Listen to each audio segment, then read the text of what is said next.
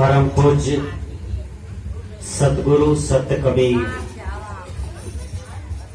मेरे जीवन के आध्यात्मिक पथ प्रदर्शक सदगुरु आचार्य धर्म स्वरूप साहेब जी, मंच पर बैठे हुए संत महापुरुषों, सत्संग पंडाल में बैठे हुए बुद्धिजीवियों, भगवान एवं भगवतियों,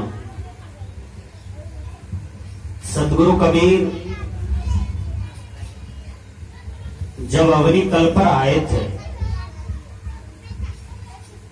उस समय हिंदू, मुसलमान, सिख, यहूदी, पारसी, जरथुस्ती सब में सांप्रदायिक झंझट था। कहीं जातिवाद का लहर, कहीं पंथवाद का लहर, कहीं छुआछूत का लहर। जब कहीं आग लगता है ना तो उसमें लहर होता है। एक घर में आग पकड़ता है तो लहर के कारण दो घर छोड़ करके चौथा घर, पांचवां घर में पकड़ लेता है, 10वां घर में जाकर के धर लेता है। इसी को लहर कहते हैं। ये मानव समाज जो है ना, ये लहर में जी रहा था। इस लहर में जब सदगुरु कबीर साहब जी के पांव पड़ा तो कबीर साहब जी का पांव जल उठे और कबीर साहब रोते, कबीरा जब हम पैदा हुए जग हंसे हम रोए, ऐसी करनी कर चलो हम हंसे जग रोए। सदगुरु कबीर जयंती 624वां जयंती आज हम लोग धूमधाम से पूर्णिया जिला, धमधा प्रखंड और घोटिया गांव कबीर आश्रम में कर रहे हैं। आज हम लोग नारा लगाए थे कि कबीर जयंती क्या है, कबीर जयंती क्यों मनाते हैं, कबीर साहब कौन थे। ये 3 प्रश्न खड़ा होता है। कबीर जयंती क्या है? कबीर जयंती एक पर्व है। कबीर जयंती क्यों मनाया जाता है? उत्तर में है कि सदगुरु कबीर साहब को याद किए जाते हैं, इसलिए मनाए जाते हैं। कबीर साहब कौन थे? उत्तर में है कबीर साहब समाज सुधारवादी संत थे, मानवतावादी संत थे और संत सम्राट थे। कबीर साहब का मुख्य ग्रंथ क्या है? आपने पढ़ा होगा, matric, inter, BA, PG, PhD. तो सदगुरु कबीर साहब जी का आपने दोहा पढ़ा होगा। कई प्रकार के दोहा दिए जाते हैं हिंदी में, उसको आपने पढ़ा होगा। तो सदगुरु कबीर साहब जी ज्ञान के समुद्र हैं। कबीर साहब को कितना ज्ञान है, आज तक संसार में कोई यंत्र नहीं बना कि कबीर साहब के ज्ञान को तौल सके, कबीर साहब के ज्ञान को माप सके। आज तक ऐसा कोई साइकोलॉजिस्ट नहीं हुए, साहित्यकार नहीं हुए, कोई साइंटिस्ट नहीं हुए जो कबीर साहब के विचारों को था पा जाए। आप जानते होंगे जो इंग्लिश पढ़ते हैं, इंग्लिश के बहुत बड़े विद्वान हुए थे रविंद्रनाथ टैगोर। टैगोर से किसी ने प्रश्न किया व्हाट इज कबीर? ध्यान से सुनिए। टैगोर ने जवाब दिया, this collection of humans in various method contest the must either a time record Kabir teaching his teaching neither Vedanta nor Sankhya neither Nyaya nor Mimamsa but is based on original thinking of vision. अर्थात सदगुरु कबीर जो है वह ज्ञान का सागर, ज्ञान समुद्रवत। कई नदियों के पानी समुद्र में मिल जाते हैं और समुद्र फिर भी पूरा के पूरा रहते हैं, फेंकाते नहीं हैं। उसी प्रकार सदगुरु कबीर का जो संदेश बीजक है, इस समय अवनी तल पर बीजक का जो विचार है, यानी कबीर साहब का जो विचार है, वो तो न वेद से मिलता है, न तो सांख्य से मिलता है, न तो मीमांसा से मिलता है, न किसी शास्त्र कुरान बाइबल से मिलता है। बीजक अपने आप में समुद्र है, बीजक अपने आप में सुंदर संविधान है, बीजक अपने आप में पूर्ण है, बीजक अपने आप में मिठास है, बीजक अपने आप में सबसे सुंदर ग्रंथ है और निष्पक्ष है। ये टैगोर ने जवाब दिया, विचार कीजिए। और बीजक बनी बनाई हुई ग्रंथ नहीं है। बीजक जो है सदगुरु कबीर साहब जी के साधना पर सार्वभौम है, साधना पर चिंतित ग्रंथ बीजक है। पुराने जमाने में लोग धन को कहीं मिट्टी में गाड़ करके रखा जाता था, आप लोग भी जानते होंगे। चांदी का पैसा, सोना का पैसा, गहना जेवर खेत में तो ये ईटा वाला दीवार में चुनवा करके रख देते थे और नहीं बताते थे। कोई एक आदमी सदस्य जो था परिवार में, वो उसको गुप्त रूप से रख देते थे। उसी प्रकार बीजक है। बीजक एक गुप्त धन है। गुप्त धन मतलब आत्मधन है। आत्मधन की जो पूंजी है बीजक, उसको ठीक से अध्ययन कीजिए। बीजक को जब आप अध्ययन करते हैं तो पहले आप रामायणी प्रकरण में जाते हैं, उसके बाद आप शब्द में जाते हैं, उसके बाद आप हिंडोलवा, कहरा, बसंत, साखी, चाचर, बिरहुली, ये सब प्रकरण आपको मिलता है। लेकिन सदगुरु कबीर साहब जी के बीजक में आपको स्पष्ट रूप से मात्र देखिएगा, कबीर साहब आत्मवादी की बात करते हैं और बाहरी किसी भी परमात्मा की कल्पना, किसी भी परमात्मा भगवान की व्यथा कथा नहीं करते हैं। कबीर साहब केवल आत्म संबंधी बात करते हैं और आत्म उद्धार की बात करते हैं। कबीर साहब एक जगह भजन में कहे हैं, आए हो तुम कहां से, अब जा रहे कहां, इतना तो दिल विचार लो, बस हो गया भजन। हम माँ के गर्भ से आए हैं और माँ के जो गर्भ से आए हैं तो माँ की पेशाब रास्ते देते हुए आए हैं, कहने का भाव है। और गुरुवर कबीर कहते हैं कि तुम ये संसार में फंस करके, माया में फंस करके पुनः वही भोग को भोगते हो और फिर उसी वासना के कारण फिर तुम्हारा जन्म मरण होता है। इसलिए आए हो तुम कहां से, अब जा रहे कहां। तुम जहां से आए हो, जिस रास्ते से आए हो, पुनः उसी को भोगते हो और बार बार जन्मते हो, मरते हो। ये अच्छा नहीं लगता है। ये सदगुरु कबीर साहब जी का विचार बताते हैं।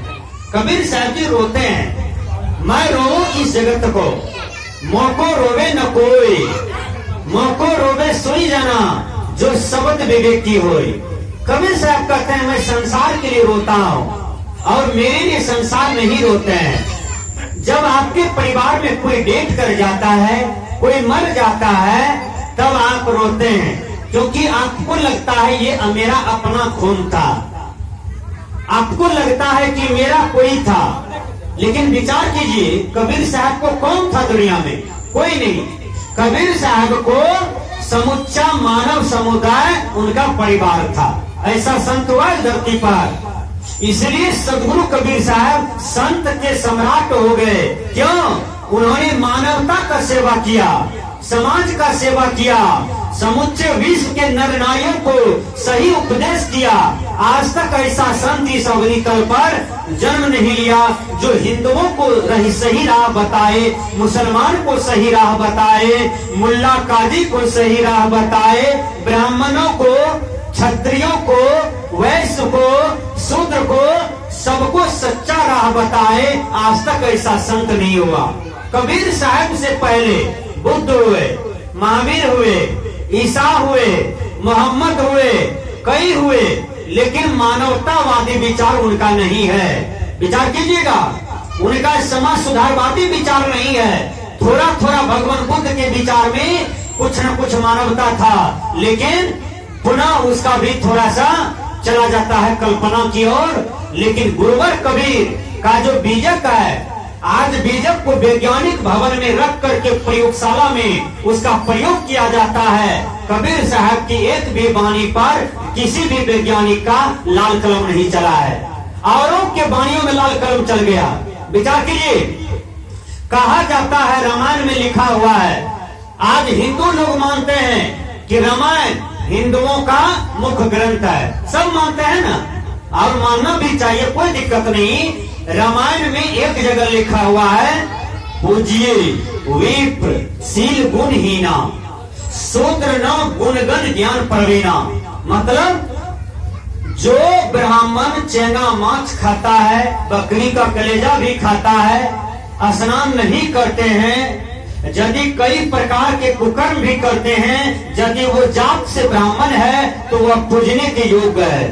शूद्र यदि वैष्णव है, शूद्र यदि मालाधारी है, शूद्र यदि सही भोजन करता है, शूद्र यदि कमा के खाते हैं, परिश्रम करके खाते हैं, तो वह अपूज्य है। लेकिन ब्राह्मण यदि बकरी का कलेजा भी खाते हैं तो वह पूज्य है, शूद्र अपूज्य है। बोलिए, ऐसे रामायण ग्रंथ की बात कैसे मानना चाहिए? ये बात को यही छोड़ दीजिए। इसलिए कि आम वाला जब आम बेचने आते हैं तो उसमें आसार रहता है। आसार क्या है? छिलका, गुठली। लेकिन आम वाले को कहते हैं कि अपना छिलका निकाल लीजिए, गुठली निकाल लीजिए, अब तब हमको गुद्दा केवल चाहिए नाप करके, ऐसा कहते हैं? नहीं, रामायण में ये आसार है और इस आसार को नहीं मानना चाहिए। गुरुवर कबीर की दृष्टि में ब्राह्मण, क्षत्रिय, वैश्य, शूद्र सब इंसान है। गुरुवर कबीर की दृष्टि में हिंदू, मुसलमान, सिख, ईसाई, यहूदी, पारसी, कबीरपंथी, रमोतिया, संत मत, बाबा नाम केवलम, ओम नमः शिवाय, विष्णु वाला, ब्रह्मा जी वाला, ये जितने भी मानव हैं, संप्रदाय मानने वालों, मत पंथ बनाने वालों, गुरुवर कबीर की दृष्टि में सब मानव है, सब इंसान है। ऐसा यथार्थवादी संत आज तक नहीं हुए। आइए मैं गुरुवर कबीर की जीवनिया पर प्रकाश डालता हूँ। गुरुवर कबीर इस धरती पर जब आए थे तो गुरुवर कबीर नीरो निमा को हाथ लगे। प्रमाणित सत्य है जो, वही बता रहा हूँ। नीरो निमा गौना करके जा रहे हैं और नीरो निमा को बाल बच्चा 10 साल से, 8 साल से, 12 साल से नहीं था। नीरो निमा कह रहे थे, वाह अल्लाह, वाह अल्लाह, यदि एक भी पुत्र संतान हो जाता तो मैं उसको गोद में लेता, मैं भी बच्चा को खिलाता, मुझे कोई बांझिन नहीं कहता, मुझे कोई निपुत्र नहीं कहता। आज भी समाज में जो निपुत्र है, ठीक से सुनिएगा, आज भी समाज में यदि किसी को एक भी बच्चा नहीं है, अरे जिसको बच्चा नहीं है वो तो बेचारा परेशान है। और समाज के लोग अपशब्द बोलते रहते हैं, बजनिया बजनिया कहते हैं, बाज बाज कहते हैं, उनको अपशगुन के दृष्टि से देखते हैं। नहीं, ये आपका गलत सोच है, गलत चिंतन है। आप किसी बाजिन को दुसते हो, आपको भी किसी जन्म में बाजिन हो जाना पड़ेगा। आप किसी कुबड़ी को दुसते हो, कन्हा को दुसते हो, काली कलोटी को दुसते हो, तो आपको भी अगले जन्म में ये कर्मदंड भोगना पड़ेगा। इसलिए किसी को दुसना नहीं चाहिए, किसी को बुरा नहीं कहना चाहिए, किसी को गंदे नजरिया से नहीं देखना चाहिए। गुरुवर कबीर कहते हैं, बुरा जो देखन मैं चला, बुरा न मिलिया कोई, जब दिल देखा अपना तो मुझसे बुरा न कोई। नीरो नीमा को हाथ लगे गुरुवर कबीर, और नीरो नीमा बच्चे को पालते हैं, घर ले गए, पालन करते हैं। जब गुरुवर कबीर 2 वर्ष का हुआ तो एक दिन माँ के साथ में हाट जा रहे थे गुरुवर कबीर, और उसको सुनाई पड़ा क्या, अल्लाहु अकबर, ला इलाहा बिस्मिल्लाह, जोर से आवाज आया, अल्लाहु अकबर। गुरुवर कबीर कहते हैं, माता जी ये आवाज कहां से आ रहा है? कहा बेटा ये खुदा को याद किया जा रहा है, खुदा का नाम लिया जा रहा है। बेटा खुदा को याद किया जा रहा है, खुदा का नाम लिया जा रहा है। बेटा खुदा को तुम भी याद करो, तुम भी अल्लाह को भजो। अच्छा माता जी, ये अल्लाह को जोर जोर से भजा जाता है, पुकारा जाता है, तब अल्लाह सुनते हैं? क्या अल्लाह बहरा है? माता जी बोलिए ना, अल्लाह बहरा है इसलिए इतना जोर से अल्लाह को पुकारा जाता है। तो माँ कहती है बेटा ऐसी बातें नहीं है। तो माँ जी अल्लाह को मने मन भजा भी जा सकता है, अल्लाह को याद भी किया जा सकता है, अल्लाह को स्मरण भी किया जा सकता है। इतना जोर जोर से क्यों अल्लाह का नाम लिया जा रहा है? नहीं बेटा ये नियम है, ये सीढ़ी बन गया है, इसलिए अल्लाह का नाम लिया जाता है। अच्छा तब देखिए फिर गुरुवर कबीर आगे बढ़ते हैं। हिंदू लोग मंदिर में पूजा कर रहे थे, घंटी बजा रहे थे, अगरबत्ती जला रहे थे, धूप दीपक दिखा रहे थे। जय गणेश जय गणेश जय गणेश देवा, माता तोरे पार्वती पिता महादेवा। जय गणेश जय गणेश देवा। फिर गुरुवर कबीर कहते हैं, माँ जी ये कौन है? का बेटा ये हिंदू है। का ये किनको भज रहे हैं? का ये अपने भगवान को भज रहे हैं। तो कबीर साहब कहते हैं भगवान दो है, भगवान दो होता है, एक अल्लाह है एक भगवान है। नहीं बेटा भगवान अल्लाह एक ही है। गुरुवर कबीर बीजक में समझाते हैं, भाई रे दुई जगदीश कहाँ से आया? कहो कौने बोराया? अल्लाह राम करीमा केशव हरि हजरत नाम धराया। गहना एक कनक से गहना, यामे भावन दूजा। कहन सुनन को दुई कर थापे, एक निमाज एक पूजा।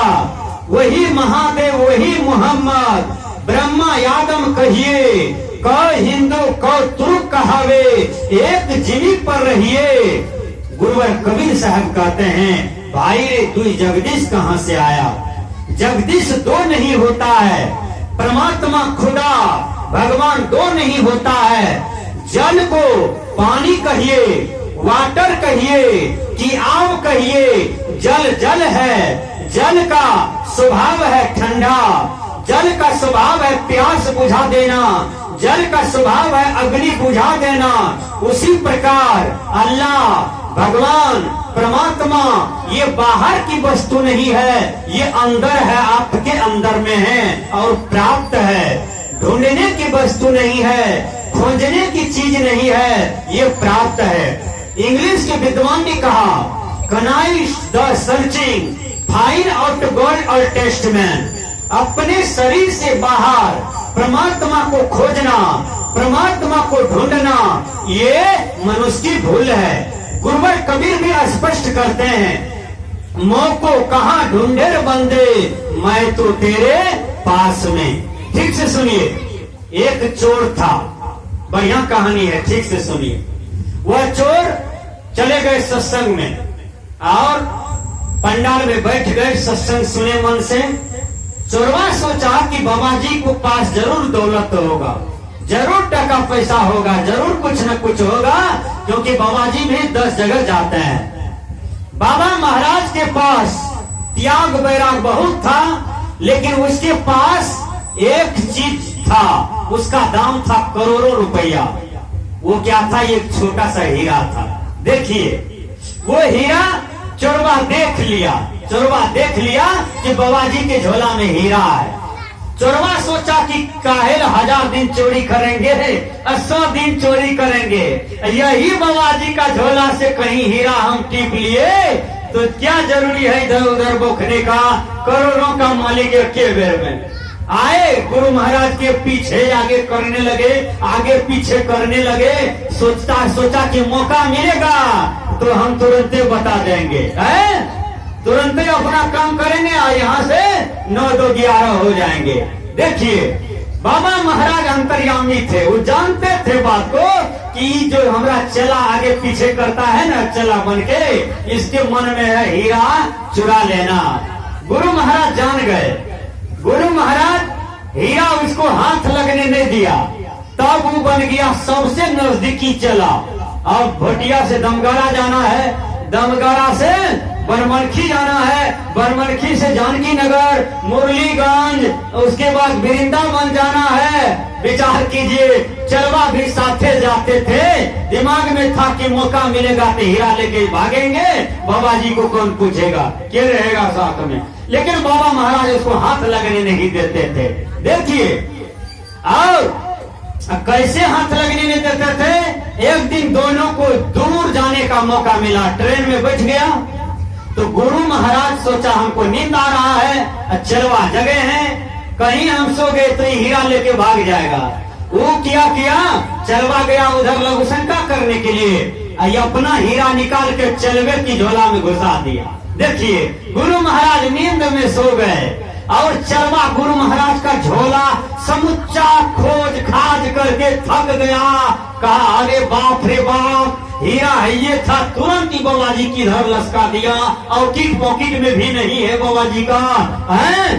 देखिए अब वो अपना झोला थोड़ा चेक करेगा, वो तो उसका झोला था। जब बाबा नींद से जगे तो चलवा को नींद आ गया।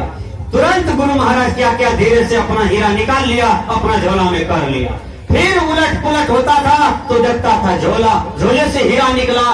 चोरवा तो बेचारा कान खड़ा हो जाता था कि मर कैसे हीरा गायब हो जाता है, फिर निकल जाता है। देखिए 7 दिन बीत गया चोरवा को। जब हीरा नहीं मिला तब एक दिन चोरवा परेशान होकर के कहता है, ए हो बाबा जी, हमें तोरा सचकुरवा चला उला नहीं छो, हमारा हीरा दादा हम भागवे तो गुरु महाराज कहते हैं कि जिस हीरा को तुम मेरे झोला में खोजते हो, उस हीरा को तुम अपना ही झोला में खोजो।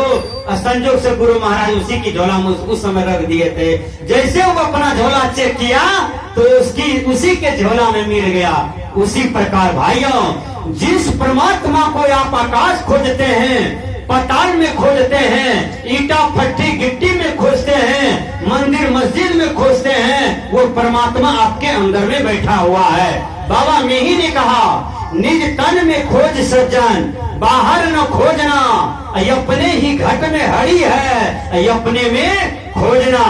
हे सज्जन, तुम अपने ही शरीर में परमात्मा को साक्षात्कार कर सकते हो, भगवान को साक्षात्कार कर सकते हो। तो कबीर साहब कहते हैं, माँ जी, अम्मा अम्मा ये क्या है? कहा यहाँ गणेश की पूजा होती है, भगवान